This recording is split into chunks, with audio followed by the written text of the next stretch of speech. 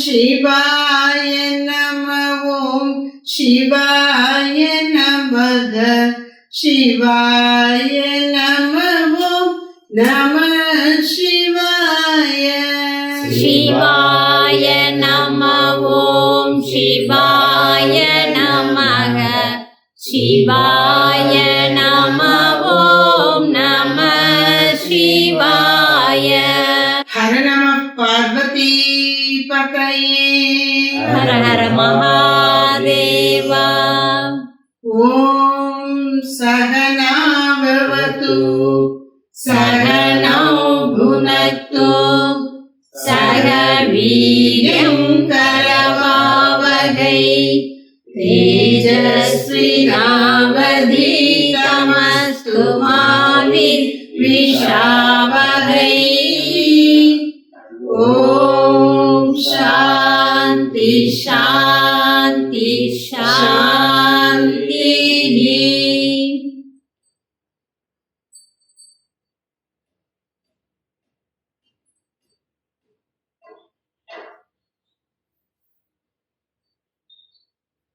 அனைவருக்கும் வணக்கம். அன்னை அருளால் ஸ்ரீ ரமண மகர்ஷியுடைய பிரதம சீடர்களில் ஒருவரான ஸ்ரீ சாது சுவாமிகள் அவர்கள் எழுதிய துறவு 40 என்ற பாடல் தொகுப்பிலே 426வது பாடல். இந்த தொகுப்பில் 21வது பாடல்.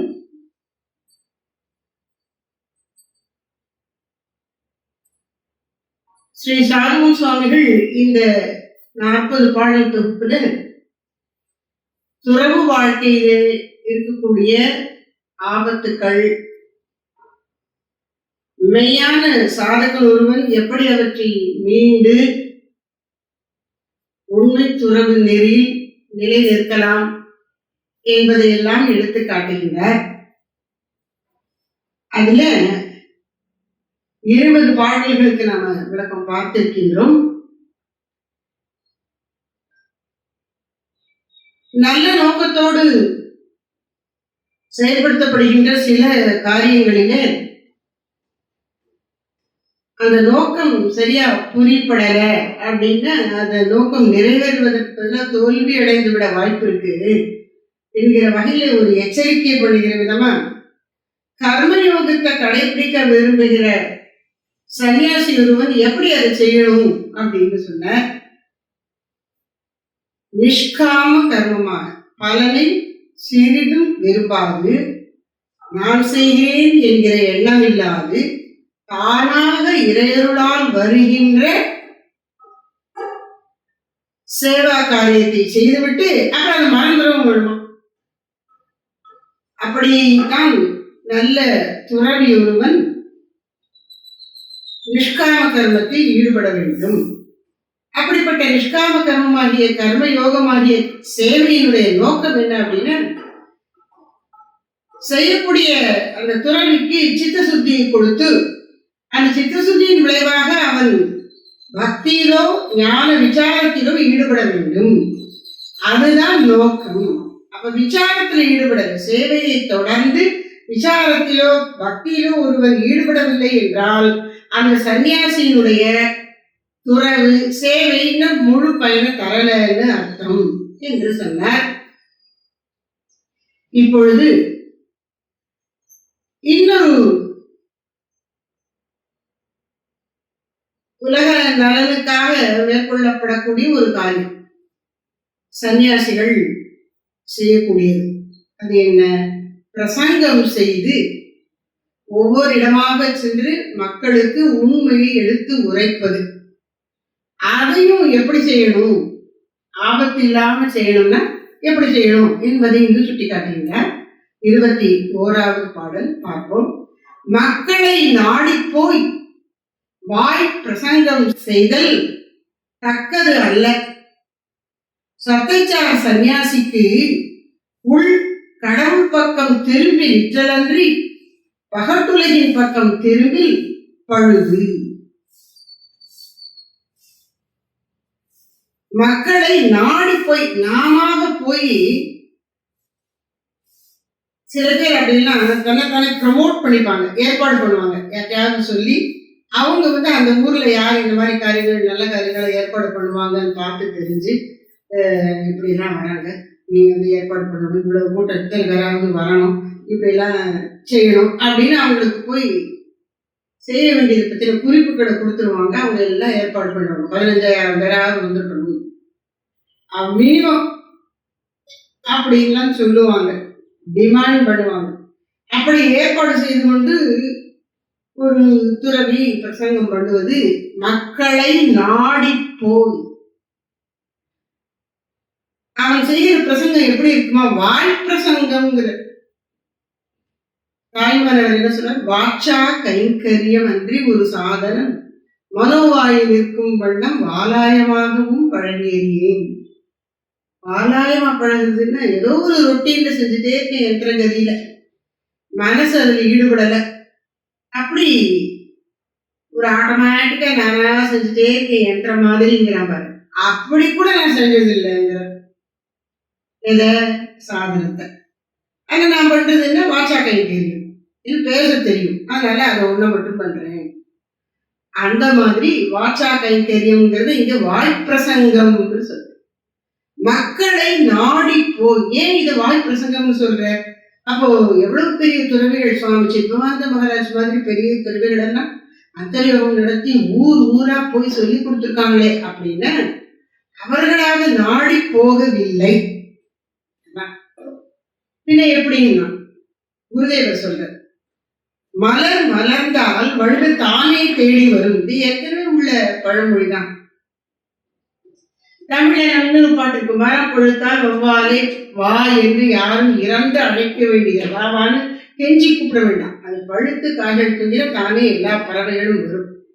அது மாதிரி சுவாமி சித்பவானந்த மகாராஜ் மாதிரி ஒரு சில மகான்கள் மக்கள் அவர்களை நாடி வருகிறார்கள். வந்து அவர்களுடைய அருள் அமுதத்தை பெறுவதற்கு நீங்க பேசுங்க அப்படின்னு கேட்கிறாங்க. சாமி திருப்பராயத்துறையில போய் அமைதியா பகவத்கீதை கிளாஸ் எடுக்கிறாங்க. போய் 2 மாசத்துல, ஜூன் மாசம் போறாங்க, ஆகஸ்ட் மாசம், ஜூலை ஆகஸ்ட் 2.5 மாசத்துல, ஜூன் 10ஆம் தேதி போறாங்க, ஆகஸ்ட் 20 தேதிக்கு மேல கீதை வகுப்பு ஆரம்பிக்கிறாங்க. உடனே அவர் விளக்கக்கூடிய அருமையை உணர்ந்த திருச்சியிலிருந்து வந்த பக்தர்கள், திருச்சியில வந்து நீங்க தாய்மானவர் பாடல்களுக்கு விளக்கம் விடுங்கள்னு கேட்கறாங்க. அவங்களா கேட்கறாங்க. சரி திருச்சிக்கு போய் எடுக்கிறேன். பகவத்கீதை கிளாஸ் எங்களுக்கு எடுங்கன்னு சொல்றாங்க. பகவத்கீதை கிளாஸ் எடுக்கிறேன். உடனே கரூர் இருக்கிறவங்க எங்களுக்கு பகவத்கீதை விளக்கம் கொடுங்கன்றாங்க, கொடுக்குறாரு. சேலத்துல கேட்கிறாங்க, சொல்றாரு. மதுரையில கேட்கிறாங்க, சொல்றாரு. மதுரையில எங்களுக்கு தாய்மானவர் பாடல்கள் விளக்கம் விடுங்கன்னு சொல்றாரு, எடுக்கிறார். அப்போ பக்தர்கள் கேட்கிறார்கள், அவர்கள் வேண்டி விரும்பி பணிந்து நயந்து கேட்கிறார்கள். ஏன்? அவர்களுடைய ஞான மகிமையை உணர்ந்து, ஞான மகிமையை உணர்ந்து அந்த ஞான செல்வத்தை பெறுவதற்காக மக்கள் கேட்கும் பொழுது செய்யலாம். ஆனால் புஸ்தக படிப்பு படிச்சு அதனால விஷயங்கள் புரிந்து விட்டு, அதுக்கு ஒரு கூர்மையான அறிவு வேணும், அப்படி இருக்கும். புரிந்து கொண்டிருப்பார்கள். புரிந்து கொண்டதோடு அப்படியே எடுத்து பேச ஆரம்பித்து விடுவார்கள். அனுபூதியில் வராத உண்மையை பற்றி வாய் வார்த்தையால் விளக்கமாக பேசுகிறவர்களைத்தான் இங்கே வாய்ப்பிரசங்கம் செய்தல் சொல்ற.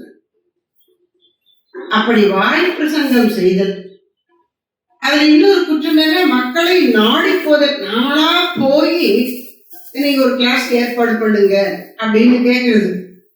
மக்களை நாடி போய் வாய் பிரசங்கம் செய்தல் தக்கதல்ல, இது பொருத்தமல்ல, அது செய்யக்கூடாது. யாருக்கு? சத்தைச்சார் சன்னியாசிக்கு. சன்னியாசியை எப்படி வர்ணிக்கிறாருங்க? சத்தை சாருகின்ற சன்னியாசி. யாரை சார்ந்திருக்கிறான்? மக்களை அல்ல, மக்கள் கொடுக்கக்கூடிய காணிக்கையை அல்ல, பின்ன எதுன்னா சத் வஸ்துவாகிய இறைவனை, பரம்பொருளை சார்ந்திருக்கின்றான். உபனிஷத்துல சத்வித்யா, சத்பொருள் மெய்ப்பொருள் ஆராய்ச்சி, அதுக்கு பேர் சத்வித்யா. அந்த சத்வித்யா குருவால் சீடனுக்கு உபதேசிக்கப்படுகிறது. எங்க பார்க்கிறோம்? உபனிஷத்துல. அதே தமிழ் உபனிஷதம் என்று சொல்லத்தக்கதான உள்ளது 40 அந்த சத்வித்யாத்தான் தர ஸ்ரீரமண மகர்ஷி. சத்வித்யா உள்ள பொருள், அதான் அங்க உள்ளது அப்படிங்கிறது எது குறிக்கிறது? சத் வஸ்துவாகிய பிரம்மத்தை பற்றியது. அதுதான் என்னுடைய உண்மை இயல்பு, அதுவே நான். அதான் உள்ளது, உள்ள பொருள். உள்ளதுன்னா உள்ள பொருள், அதுதான் சத்து. அதனால கடவுளுக்கு சொல்ற மிக பரந்த அடிப்படையான விளக்கமாகிய சச்சிதானந்தம் என்பதுல முதல் வார்த்தை என்ன? சத்து, உள்ள பொருள். அந்த சர்வஸ்துவை சார்ந்திரு அப்படிங்கிற லலிதா சஹஸ்ரநாமத்துல சுப்பிரதிஷ்டா, நன்கு பிரதிஷ்டையாகி இருப்பவள், அவள் உறுதியாக இருக்கிறாள், அவளை சார்ந்திருக்கும் பொருட்களை உறுதியாக தாங்குகிறாள். சுப்பிரதிஷ்டா பிரபஞ்சம் முழுவதையும் தாங்கிக் கொண்டிருப்பது பேருணர்வு வடிவான அந்த சத்வஸ்து. அப்போ ஒரு நல்ல துறவிக்கு சாதற்கு ஏற்ற பெரிய பொருள் எது, வலிமையான பொருள் எது? அது சத்வஸ்து. சத்வஸ்துன்னா அதை காட்டு, அது எப்படி இருக்கும்? கனமா இருக்குமா? இந்த சேர் காலெல்லாம் நல்லா இருக்கா? பிளாஸ்டிக் சேர்ல உட்காரும்போது கொஞ்சம் பெருத்த சரீரம் உள்ளவங்க எல்லாம் கவனமா பார்த்து உட்காரணும். அது மாதிரி இது சார்வதற்கு எப்படி இருக்கு அப்படின்னு காட்ட முடியாது எதிர சத்வஸ்துவ. ஆனா அதனுடைய இருப்பினால்தான் எல்லா உயிர்களுமே, உலகங்களுமே, அண்ட சராசரங்களுமே தம்முடைய இருப்பை பெறுகின்றன. அதனால துறவி ஒருவன் சத்தை சார்ந்தவனாக இருக்க வேண்டும். உள்ள பொருளாகிய மெய்ப்பொருளாகிய பரப்பொருளாகிய பேருணர்வு வடிவான பிரம்மத்தையே சார்ந்திருக்க வேண்டும். அதுதான் சன்னியாசியினுடைய மானசீகம் அவன் செய்ய வேண்டியது. சத்தை சார் சன்னியாசிக்கு மக்களை நாடி போய் வாய்ப்பிரசங்கம் செய்தல் தக்கதல்ல. அப்படி படிக்கணும். யாருக்கு அது தக்கதல்ல? சத்தை சார் சன்னியாசிக்கு. நீ சத்தை சார்ந்திருக்கிற மெய்த்துறவியாக இருக்க வேண்டும் என்று நினைத்தால் உலகத்தை தேடி போய் நீ உபதேசம் செய்யாதே. என்ன செய்யணும்னா, உள் கடவுள் பக்கம் திரும்பி நிற்றலன்றி நீ என்ன செய்யணும்? பேசாம உன்னுடைய இருப்பிடத்துல அறைக்குள்ள போய் உட்கார்ந்து கண்ணை மூடி அப்படியே மனச இதயத்துக்குள்ள திருப்பு. அவ்வளவுதான் நீ செய்யணும். உள் கடவுள் பக்கம் திரும்பி நிற்றல் அன்றி, அதை தவிர பகட்டுலையின் பக்கம் திரும்பில் பழுது. உன்னுடைய பார்வையை இந்த உலகத்தின் பக்கத்தில் திருப்பினால் அது உனக்கு குற்றமாகிவிடும், பழுது. இந்த உலகம் எப்படிப்பட்டது? ஏன் உலகை பார்ப்பது குற்றமாகிறதுன்னு சொன்ன, பகட்டு உலகு. நீ எளிய வாழ்க்கை வாழ்ந்து சரீர தேவைகளை குறைந்தபட்சத்தில் வைத்துக் கொண்டு மனதை இறைவன் பால் திருப்ப வேண்டிய கடமை உள்ள சன்னியாசி. அப்படிப்பட்ட நீ இந்த உலகத்தின் பால் உன் பார்வையை திருப்பினால் அதனுடைய ஆடம்பரங்கள் கூட உனக்கு ஆமா அப்படித்தான் என்ன பண்ற இந்த காலத்துல அதெல்லாம் முடியாது, இல்லாம முடியாது அப்படின்னு நீ சொல்ல ஆரம்பிச்சிருவ. ஏன்னா அந்த பகட்டு அவ்வளவு கவர்ச்சிகரமா இருக்கும். சிமிட்டி சிமிட்டி சிற்றொளி காட்டி இட்டு செல்லும் துஷ்ட தீப்பே அப்படின்னு சன்னியாசி கீதத்துல சுவாமி விவேகானந்தர் சொல்ற. அப்ப இந்த பகட்டு உலகு கவர்ச்சிகரமான உலகு. சுவாமி சித்மானந்த மகாராஜ் சொல்ற இந்த உலகத்தினுடைய பகட்டினை பற்றி என்ன சொல்ற? அதாவது சரணாகதி பண்ணியிருந்தீனா, நீ உண்மையிலேயே உன்னுடைய இஷ்ட தெய்வத்தை சரணாகதி செய்திருந்தால் இந்த உலகத்தினுடைய கிளாமர் உன்னை ஒன்றும் செய்யாது. இந்த உலகத்தினுடைய பகட்டு அல்லது கிளாமர் எப்பொழுது நம்மை அலைக்கழிக்காது, நமக்கு ஆசை காட்டி மோசம் செய்யாது. நீ சரியாக சரணாகதி பண்ணியிருந்தால் இது பக்தி மார்க்கத்தில். சரணாகதிக்கு இணையான ஞான மார்க்கத்துல இருக்க வேண்டிய தகுதி என்னன்னா ஞான விளைவு, தீவிரமான நாட்டத்தோடு நான் ஆத்மாவை உணர்ந்தே தீருவேன், என்னை ஆத்மாவை ஏதோ ஒரு தனிப்பொருள் இல்லை, என்னை உணர்ந்தே தீருவேன் என்று உள்நோக்கி போகக்கூடிய அந்த வலிமை, அந்த விருப்பம், பெரு விருப்பம், விளைவு, அந்த விளைவு நமக்கு இருக்கணும். அந்த விளைவு இருந்தால் உலகின் பகட்டு உண்மை ஒன்றும் செய்யாது. ஒன்றும் சரணாகதி பண்ண இல்ல, தீவிர நாட்டத்தோடு ஸ்ரத்தையோடு ஆத்மவிசாரம் செய். அதுதான் ஒரு சன்னியாசி செய்ய வேண்டிய காரியம். அப்படி செய்ய வேண்டிய உனக்கு நீ சன்னியாசியாகிய நீ, சத்தாகிய பரம்பொருளை மெய்ப்பொருளை சார்ந்திருக்க வேண்டிய நீ பகட்டு உலகின் பக்கம் திரும்பி அது பழுது அப்படின்னு சொல்லு. அது உனக்கு குற்றம் தருவதாகிவிடும். பரம்பொருளை அடைய வேண்டி சந்நியாசம் பூண்ட ஒருவனுக்கு உலக மக்களை நாடி மேடை மேடையாய் ஏறி வாய் பிரசங்கங்கள் செய்வது தக்கதல்ல. தன்னுள்ளே கடவுளின் பக்கம் திரும்பி நிற்கும் நெட்டையை தவிர பகட்டுகின்ற உலகத்தின் பக்கம் திரும்பி பிரசங்கம் செய்ய நிற்பது மிகுந்த கேடானதாகும்.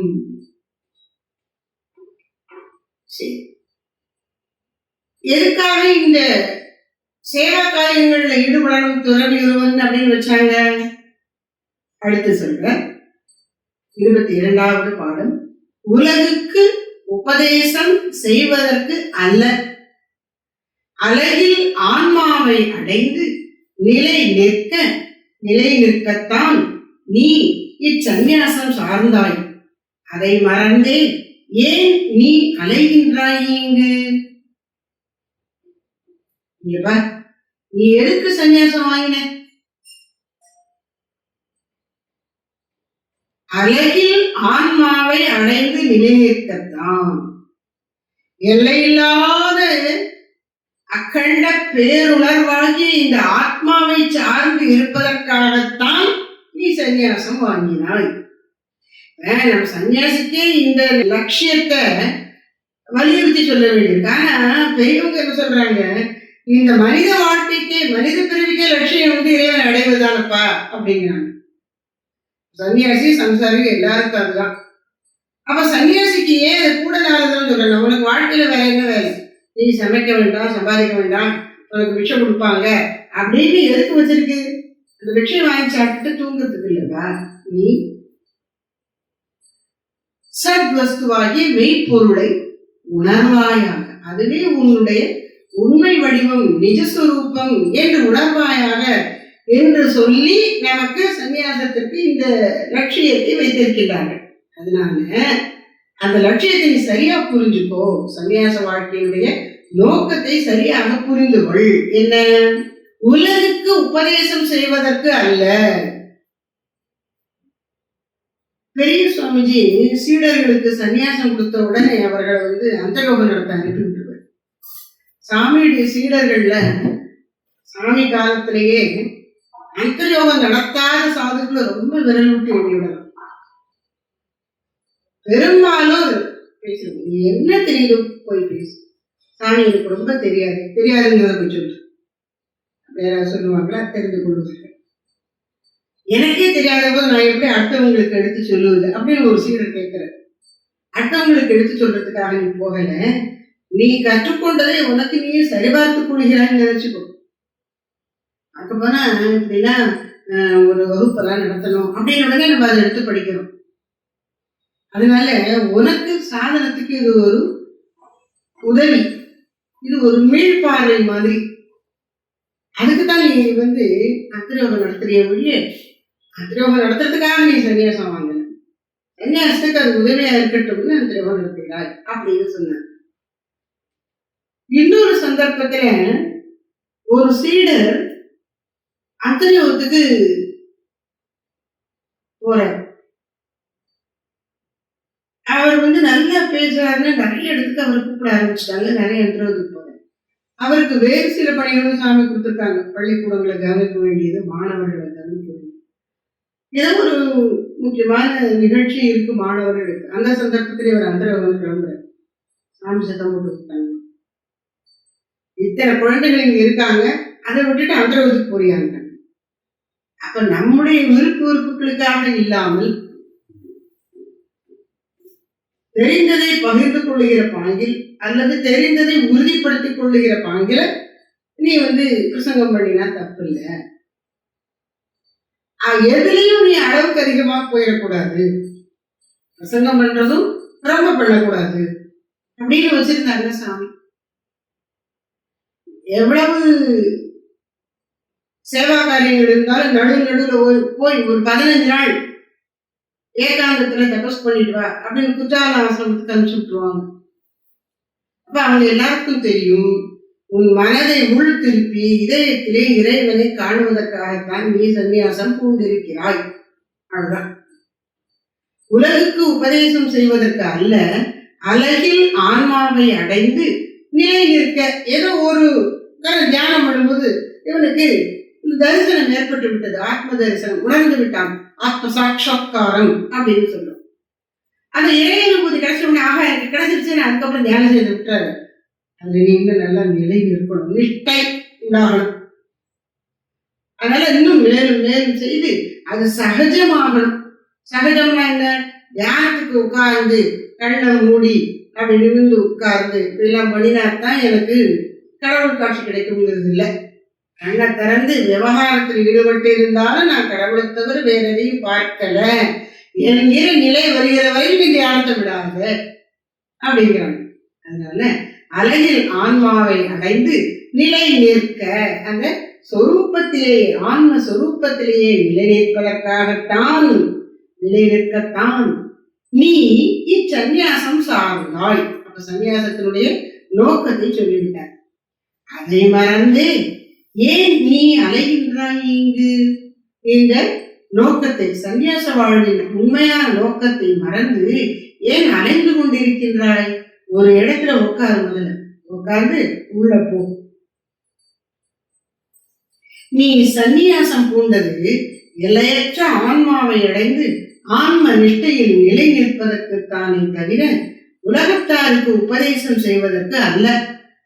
இந்த உண்மையை மறந்துவிட்டு ஏன் நீ இங்கு ஊரூராய் அலைகின்றாய்? பல பேர் பல சந்தர்ப்பங்கள்ல வெவ்வேறு காலகட்டங்கள்ல ஸ்ரீ ரமண மகர்ஷியில கேட்டிருக்காங்க, நீங்க ஏன் உபதேசம் பண்ணக்கூடாது? ஒரு இடமா போய் உபதேசம் பண்ணினா எவ்வளவு பெரிய ஞானியா இருக்கீங்க, நீங்க உபதேசம் பண்ணினா நல்லா இருக்குமே, மக்களுக்கு ரொம்ப உதவியா இருக்குமே அப்படின்னு. அடுத்த பாட்டுல சொல்ல போற உபதேசத்துக்கு வாட்சா கைங்கரியமாகிய பிரசங்கம் செய்வதற்கு நாட்டமில்லாத ஒரு சன்னியாசி இந்த உலகுக்கு சேவை செய்ய முடியுமா, முடியாத? அத சொல்ற. ஆன்ம நிலை நின்று அகலா துறவி அவன்தான் மனிதருக்கு உண்மைகளை போதிப்போம். மிகவே வாய் உரைக்கும் மேலே மனம் உள் திரும்பி நின்றால் ஆய உலகு ஓரும் அறிவு. சொல்ற பாரு, ஒரு நல்ல துறவி எப்பொழுது தெரியுமா இந்த உலகத்திற்கு உபதேசம் செய்கின்றான்? வலிமை மிக்க பயன் தருகிற உபதேசம். அது எப்போது நிகழ்கிறது? அவன் உள் திரும்பி ஆன்மாவை தரிசிக்கிறான் பாரு, அப்பதான். அப்போ நீ வாயை திறந்து பேசணும்னு அவசியம் இல்லை. ஏன் அப்படின்னா அதுக்கு சொல்ற காரணத்தை பாருங்க. ஆன்ம நிலை நின்று அகலா துறவி. அந்த துறவி எப்படி இருக்கிறான்? தன் லட்சியத்தை உணர்ந்து சொரூபத்தில் நிலை நிற்கின்றான். அதிலிருந்து அவன் மனம் வெளிக்கிளம்பி வருவதே இல்லை. அந்த அகத்தை எழும்பாமல் அடங்கிவிட்டது.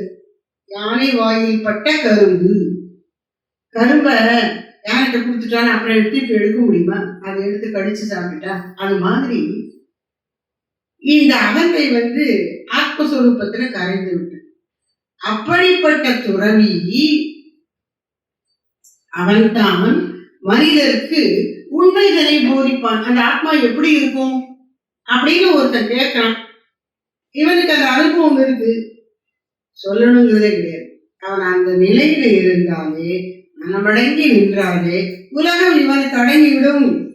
இவனோடு சேர்த்து இவன் அருகில் வருகிறவர்களுக்கும் அந்த ஆன்மஸ்திதி புரியும், உணரப்படும். புரியுதுன்னா புத்தியினால புரிவதல்ல, அவர்கள் அதை உணர்ந்து அமைதி பெறுவார்கள். சுவாமிஜி பார்த்துட்டு வந்த எல்லாருக்கும் அப்படி ஒரு திருப்தி வருகிறது. அது எப்படி வருகிறது? அந்த நிறைவை எப்படி கொடுக்கிறார்? அவர் பூரண பொருளாகிய ஆத்மாவிலே மனதை கரைத்த அப்படியே இருந்தார். அதனால அவர் சந்நிதிக்கு வந்த எல்லாருக்குமே அந்த ஆன்ம உணர்வு ஏற்பட்டு நிறைவு வந்து விட்டது. அதுதான் சரியான உபதேசம். இதுதான் மனிதருக்கு உண்மைதனை போதிப்பவன். இப்படி இருக்கக்கூடியவன் தான் யாரு? ஆத்மாவில் நிலைநிற்பவன். மிகவே வாய் உரைக்கு மேலே வாயால் பேசுறதை விட மனம் உள் திரும்பி இந்திரியங்கள் வாயிலாக புற உலகை பார்ப்பதை விடுத்து உள்ளே திரும்பி நின்றால் என்ன சொல்ற?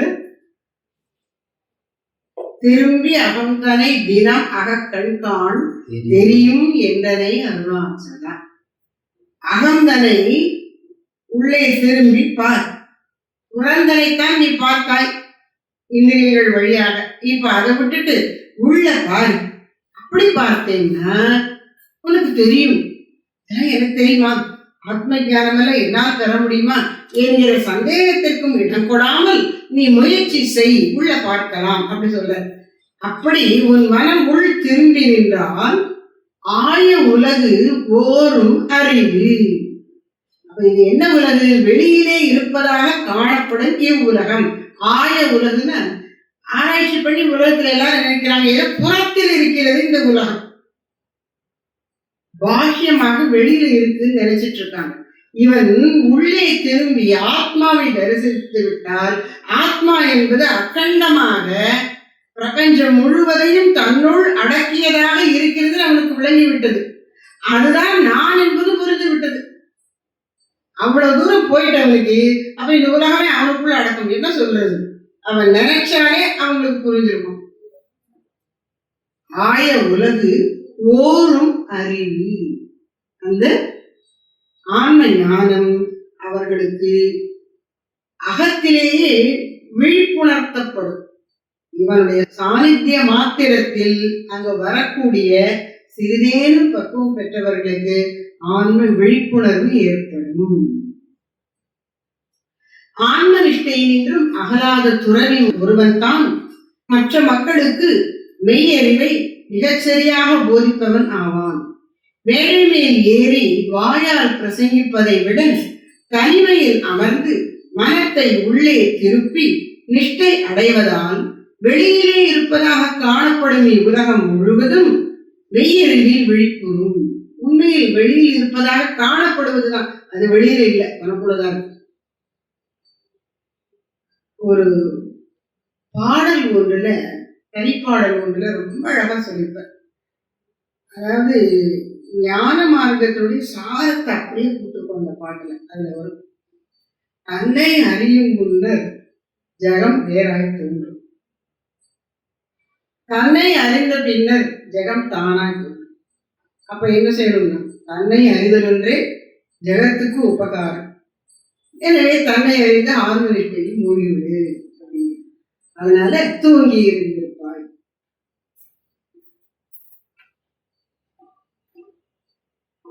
அப்ப தன்னை அறிந்தவன் உண்மையில் இந்த உலகை தன்னுள் காண்கிறான். கீதையில என்ன சொல்லிருக்கு? ஆத்ம ஞானிக்கு அடையாளமா எவன் தன்னை இந்த உலகில் உள்ள அனைத்திலும் காண்கிறான், எவன் இந்த உலகில் உள்ள அனைத்தையும் தன்னுள் காண்கிறான். ரெண்டு, எவன் இந்த பிரபஞ்சம் முழுவதும் தன்னுள் காண்கிறானோ என்பது தியான நிஷ்டையிலே தன்னுள், அதாவது ஆத்மாவுள் இது அனைத்தும் அடங்கியிருக்கிறதுங்கிறத அவன் அனுபூத்தியில உணர்கிறான். அவன் விவகாரத்தில் ஈடுபட்டு இருக்கும் போது, கண்ணை திறந்த மக்களோட கலந்து பழகும் போது என்ன நினைக்கிறான்? அவை ஒவ்வொன்றிலும் தன்னையே காண்கிறான், வேறுபாட்டை காண்பதில்லை. எல்லாவற்றுள்ளும் தான் இருப்பதை காண்கிறான், எல்லாமும் தனக்குள் இருப்பதை காண்கிறான். இதுதான் ஞான நிறைவு. அதை நீ செய்துட்டீங்கன்னா இப்ப வாயை திறந்து பிரசங்கம் பண்ண வேண்டியதில்லை. கொஞ்சம் சொன்னாலும் அவ்வளவு அருமையா இருக்கும். அதான் ஆப்தர் மொழி. அப்படி நிறைவான அனுபூதி பெற்றுவிட்டவர்கள் பேசுகிற வார்த்தை, அனுபூதிமான்களின் வார்த்தை நிறை மொழியாக ஆப்த வாக்கியம், அது ஆப்த வாக்கியம்னு சொல்லுவாங்க. அப்படிப்பட்டவருடைய ஆப்த வாக்கியம் தான் வலிமை மிக்க உபதேசமாக இருக்கும் அப்படின்னு சொல்றாரு. தனிமையில் அமர்ந்து மனத்தை உள்ளே திருப்பி நிஷ்டை அடைவதால் வெளியிலே இருப்பதாக காணப்படும். உண்மையில் அது வெளியில இல்லை. ஏன்னா நீதான் உலகம் முழுக்கும் பறந்திருக்கிற, உலகத்தை எல்லாம் தன்னுள் அடக்கி கொண்டிருக்கிற ஆத்மான்னு உன்னை நீ புரிந்து கொண்டு விட்டாய் அல்லவா? அப்ப இந்த உலகம் வெளியில எங்க? உனக்குள்ள தானே. எப்படி கனவு காணுகிற உலகம் வெளியிலையா? எங்க இருக்குது? கனவு காணுடைய மனசுக்குள்ளதானே இருக்கு. இப்போ இந்த பிரபஞ்சம் முழுவதும் கனவு காணுகிற பெரிய பொருள் நான் என்று உணர்ந்து விட்டால் எல்லாம் உலகமே உனக்குள்ள அப்படின்னு நீங்க சொல்ற. அப்புறம் இப்போ அதாவது ஆன்மானுபூதியுடைய அவசியம், அனுபூதி பெற்று அதில் அடங்கி இருப்பதுதான் இந்த உலகத்துக்கு துறவி ஒருவன் செய்யக்கூடிய மிகப்பெரிய நன்மை என்பதை உணர்த்துகின்றார் ஸ்ரீ சாதுமூர் சுவாமிகள். இனி அடுத்த பாடலில் அடுத்த கருத்து விளக்கப்படுகிறது. அதை அடுத்த வகுப்பிலே பார்ப்போம். ஹர நம பார்வதி பதையே.